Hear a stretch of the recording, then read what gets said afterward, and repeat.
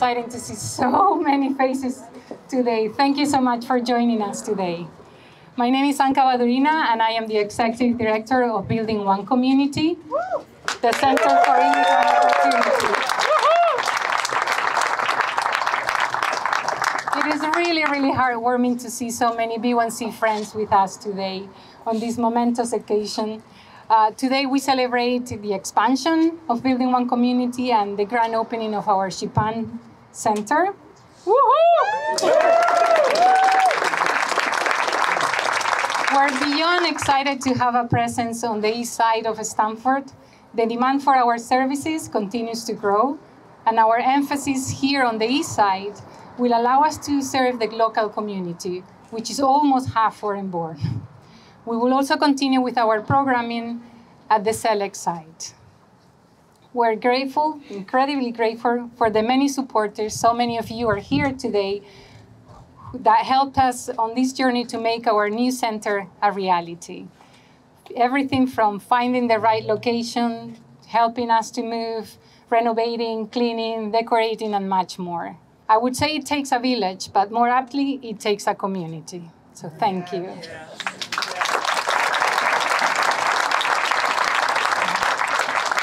It is only fitting that our grand opening also coincides with National Immigrants Day. The U.S. prides itself on being a land of immigrants. National Immigrants Day salutes those whose roots may come from somewhere else, but are now planted firmly in this country. It also calls our attention to the many ways immigrants add a special je ne sais quoi, a special richness to our nation's blend of culture, customs, and traditions. And Stamford is the epitome of the land of immigrants. 1 in 3 residents is a foreign-born individual who has planted his or her roots right here. So our event today will also celebrate the many immigrants and their families who make up the landscape of our city. And with our new center, we aim to expand our position as a valued beacon of hope. Every day, through B1C's work, a new neighbor learns English, a worker increases her vocational skills, a student receives enrichment support, a family gets legal immigration advice, and a parent gains tools to advocate for educational equity. Our tireless staff and wonderful volunteers make the magic possible, and along the way build personal relationships that support a sense of belonging. And now I would like to give a special welcome to our elected officials and local leaders who have joined us today. Many have joined us today.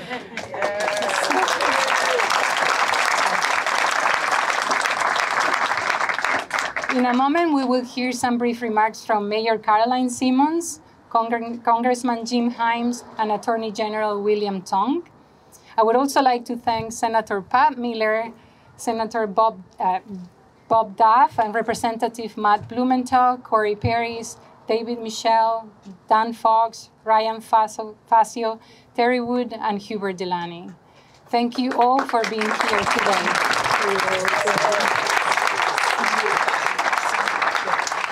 Good afternoon, everyone. It's such an honor to be here today to celebrate the grand opening of this absolutely beautiful new Building One Community Center. And I want to thank Anka and the entire Building One Community board and team and staff and volunteers for everything you do to support our cherished immigrant community here in Stamford and for everything you did to make this possible. Let's give it up for Anka and the whole B1C team.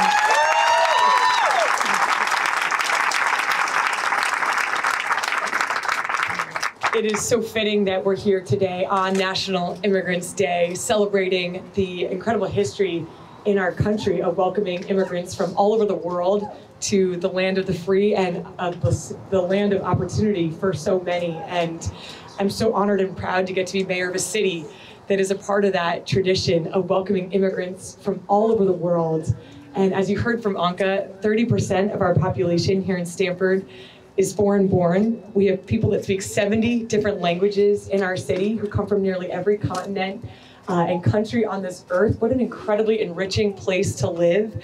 And our immigrant community makes up the richness and greatness of our city. And I'm so grateful to each and every one of you for what you do to support our immigrant community, and know that me and my team are here. Our goal is to create a more inclusive and equitable city where everyone can thrive. So I'm joined by my team from the mayor's office today. I'm joined by Chief Shaw, Chief Red, Sergeant Molina, and our police department, and we are here to do everything we can to support our immigrant community, to make sure that you feel safe and supported in our community. And also I want to recognize our superintendent, Dr. Lucero, who's here today, and thank her for all the work.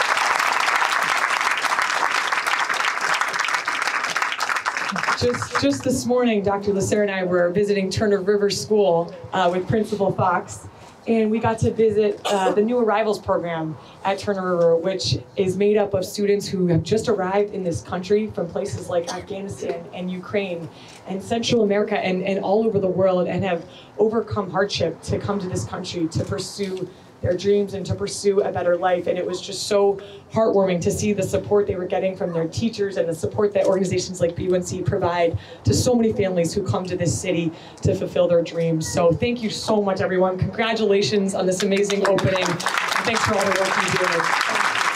Thank you so much. Anka, thank you, and it's a delight to be here. Mayor Simmons said it all, so I want to use my allotted 60 seconds to do something a little unusual. But I now tell one story about B1C, and because you're all supporters, I want to tell you the story because you need to hear it. It's a story of the competence and thoughtfulness of B1C. It's a story of the hubris of elected officials. But here it is. It's April of 2020. Just as Connecticut is in the depths of COVID and we're losing dozens of our fellow citizens every day, Kathy Szilard, the CEO of Stamford Hospital, calls me. I've been talking to her just about 2 or 3 times a day because they're running out of personal protective equipment. And Kathy Szilard calls me and says, my ICU is now full. And every bed in my ICU is occupied by someone with a Latino last name. I thought, my God. And so then Mayor Martin and I mobilized, and this is the Himes hubris piece of it, and I said, I speak Spanish. What we need to do is we need to put out a reverse 911 call in English and Spanish so that people will understand where they can be tested and what they should do, and we do that. And I called up B1C and said, we did that. And I said, that's great that you did that, but here's the real problem. They left out the you fool part. The real problem was, of course, that our immigrant community here in Stamford was living in immensely dense housing. 6, 7, 8, 9 people in an apartment that was designed for 2 or 3 people. And of course, that was why in particular, our immigrant community was being so badly hurt and with lethal results. And so because of the remarkable knowledge and the honesty and the straightforwardness of this organization, we actually went to work on something that had nothing to do with phone calls, and it had everything to do with a remarkable effort that many of you participated in to de-densify a lot of our housing that is used by our immigrant population. UConn helped, the city was remarkable, the state and all of the officials who are here today were really remarkable at solving the problem, the solution for which B1C came up. So I would just want to leave you with this thought, which is, the good work that they do, but there is no doubt in my mind that there are dozens of people alive today because of the good work of B1C. Thank you. Let's hear it for Anka.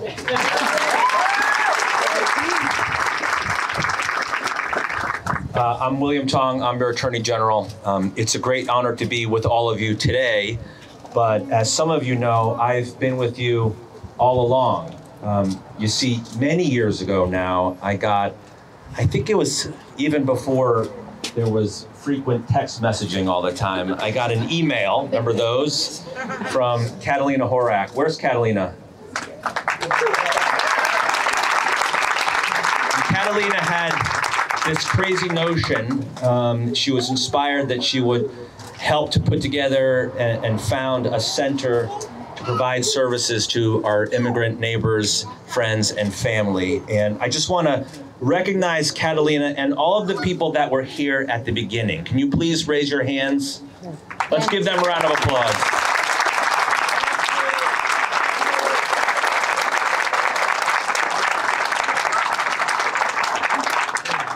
Now, I think the reason why Catalina reached out to me was because I was a sitting state legislator at the time, but also because she knows that I'm the son of immigrants. And if you know a little bit about me and my story, I often tell my story about my parents who came here and met in a Chinese restaurant in Bloomfield, Connecticut, of all places. And it's a good story. Particularly at campaign time. But I sometimes have to stop and remind people that while it's a good story, it is unremarkable because so many people share this story. So many people here, so many people across the city and this state and this country. And if you'll indulge me for a second, it really came into focus for me when I first became Attorney General. So when I first became Attorney General, we had a meeting, Democratic Attorneys General met in San Diego. And we were told, get up early, tomorrow morning, we're gonna go to the border. And so we got on a bus, there were 18 of us, and they drove us to this nondescript parking lot. I remember it had a shopping mall and a big H&M sign. And on one side was H&M in this mall, and on the other side were these steel slats that shot into the sky. This is the wall.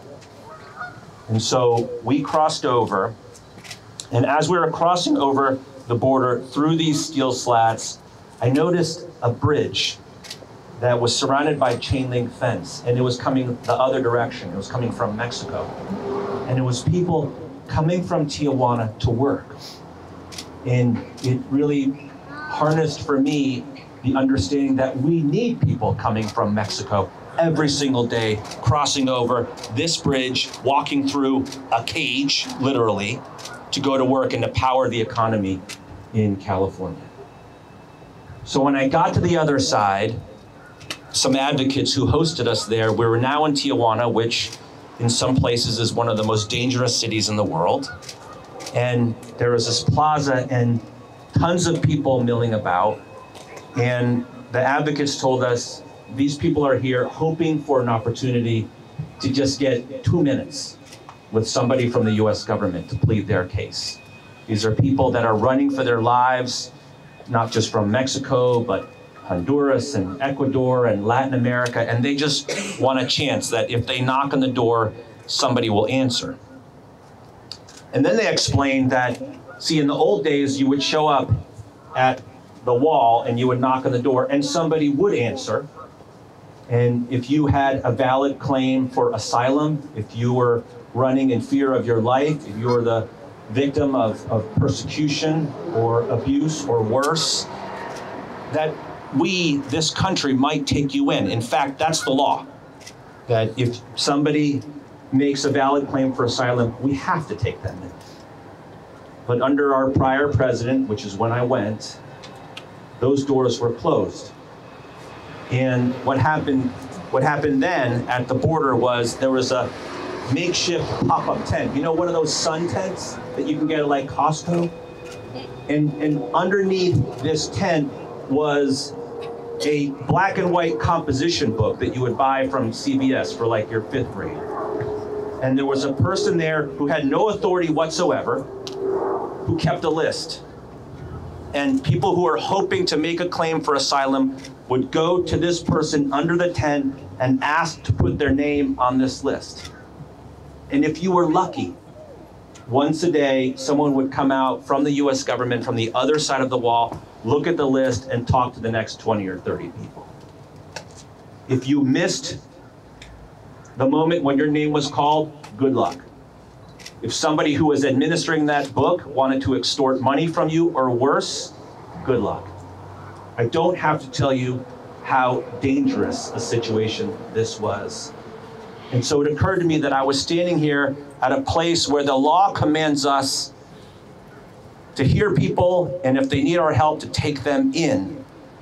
And now it was the literal and figurative and literal representation of how our country turned our backs on people. So for those of you that know, my father came here on a tourist visa. And at one point, his tourist visa expired.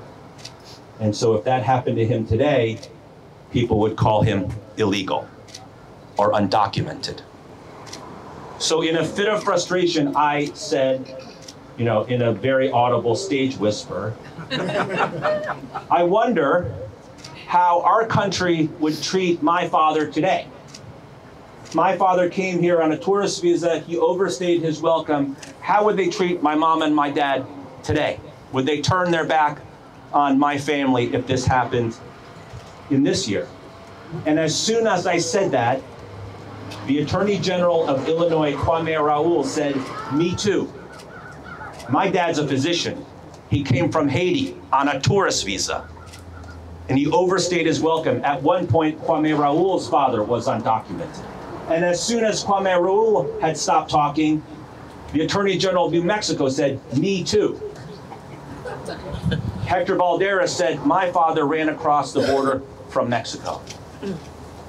So you had 3 sons of immigrants, 3 attorneys general, 3 sons of undocumented immigrants who get this incredible honor to serve our communities because at one point, our country was built on an immigration policy of grace and compassion. We have to get back to that because in that moment, it reminded me, this is who we are. This, the people that come through these doors, this is who we are as a country and as a people. And I want to thank you for all the work you do to support